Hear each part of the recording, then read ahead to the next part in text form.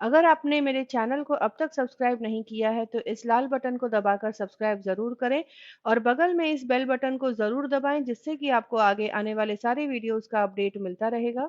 सुबह की शुरुआत चाय से होती है और वहीं पर अगर बहुत ही टेस्टी सी मसालेदार कड़क चाय मिल जाए तो फिर तो दिन की शुरुआत बड़े ही अच्छे मूड से होती है और हमारा दिन बहुत ही अच्छा गुजरता है। तो चलिए आज मैं आप लोगों के लिए लेकर आई हूँ मसालेदार कड़क रजवाड़ी चाय। तो यहाँ पर एक सॉस पैन ले लिया है और इसे मैंने एकदम धीमी आंच पर रख दिया है। इसमें मैं डाल दूँगी करीब 4 टीस्पून चीनी और इसे थोड़ा सा कैरेमलाइज कर लेना है।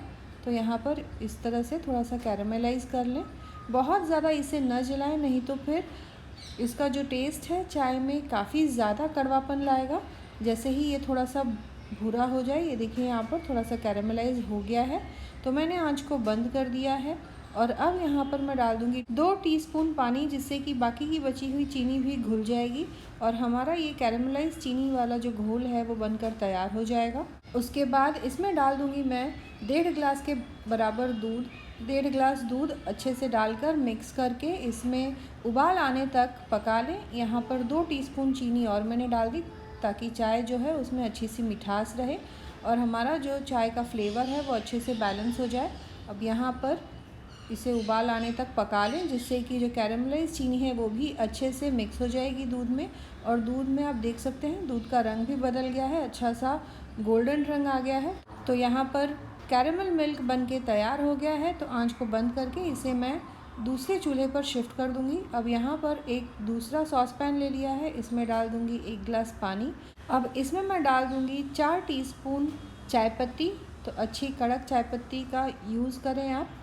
चाय पत्ती डाल देने के बाद इसमें मैं डाल दूंगी चाय वाली हरी घास, जिसे हम लेमन ग्रास भी कहते हैं। ये लेमन ग्रास थाई करी में काफ़ी ज़्यादा यूज़ किया जाता है, यानी थाई कुजीन में, और चाय में इसे डालें तो इसका फ्लेवर बहुत ही अच्छा आता है। इस तरह से ये धनिया पुदीना वाले स्टॉल पे आपको आसानी से मिल जाएगा मार्केट में।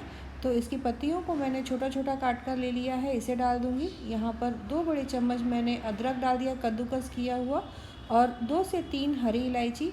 तो ये बेसिक मसाले मैंने यूज़ की है यहाँ पर। आप चाहें काली मिर्च का पाउडर भी इसमें डाल सकते हैं। एक बार ये मसाला अच्छे से खौल जाए पानी में, पूरा पानी में मसाले का और चाय पत्ती का असर आ जाए, तो इसे मैंने यहाँ पर डाल दिया है दूध वाले सॉस पैन में, यानी जो कैरेमल मिल्क है उसमें डाल दिया है। और अब धीमी आंच पर इसे पकने के लिए छोड़ दें, अच्छे से इसे खौलने दें। ये देखिए कुछ इस तरह से, जिससे कि पूरा फ्लेवर दूध में अच्छे से मिक्स हो जाए।